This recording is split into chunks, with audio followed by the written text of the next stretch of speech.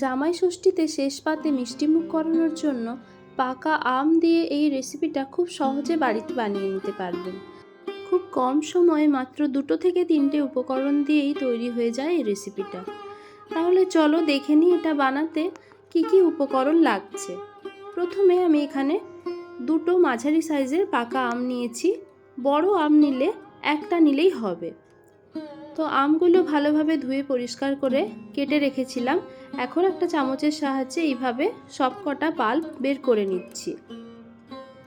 Blending জারের মধ্যে সমস্ত পাল্পটাকে নিয়ে খুব ভালো করে পেস্ট করে নিতে হবে। এরপর একটা বাটিতে 1 মুঠো গোবিন্দভোগ চাল নিচ্ছি। এটাকে অল্প কিছুটা জল দিয়ে ভালোভাবে ধুয়ে পরিষ্কার করে 15-20 মিনিটের জন্য ভিজিয়ে রাখবো।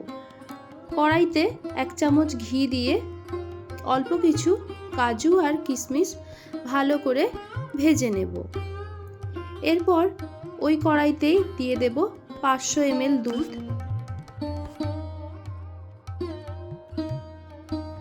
দুধ ফুটতে শুরু করলে ধুয়ে ভিজিয়ে রাখা গোবিন্দভোগ চাল দুধের মধ্যে দিয়ে দেব।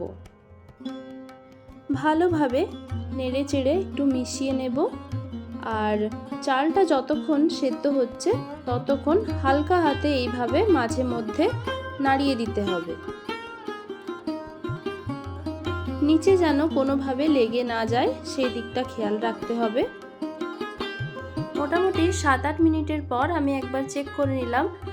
চালটা সেদ্ধ হয়েই এসেছে, অল্প কিছুটা বাকি আছে। এই পর্যায়ে দিয়ে দেব স্বাদ অনুযায়ী চিনি। আমি এখানে টোটাল এই চামচ মেপে 5 চামচ চিনি দিয়েছি। আপনারা স্বাদটা বুঝে চিনি দেবেন।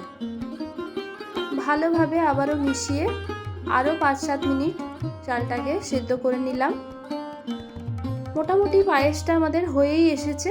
এই পর্যায়ে গ্যাস অফ করে একটু নাড়িয়ে পায়েসটাকে কিছুটা ঠান্ডা করে নেব। দিয়ে দিচ্ছি ভেজে রাখা কাজু কিশমিশ আর পেস্তা কুচি। ভালোভাবে মিশিয়ে এবারে দিয়ে দিচ্ছি আমের পাল্প। এই আমের পাল্পটা কিন্তু পায়েসটা ঠান্ডা হওয়ার পরই মেশাতে হবে। গরম অবস্থায় একেবারেই দেওয়া যাবে না, তাহলে কিন্তু দুধ কেটে যাওয়ার ভয় থাকে। ভালোভাবে মিশিয়ে নিলেই আমের পায়েস একদম তৈরি।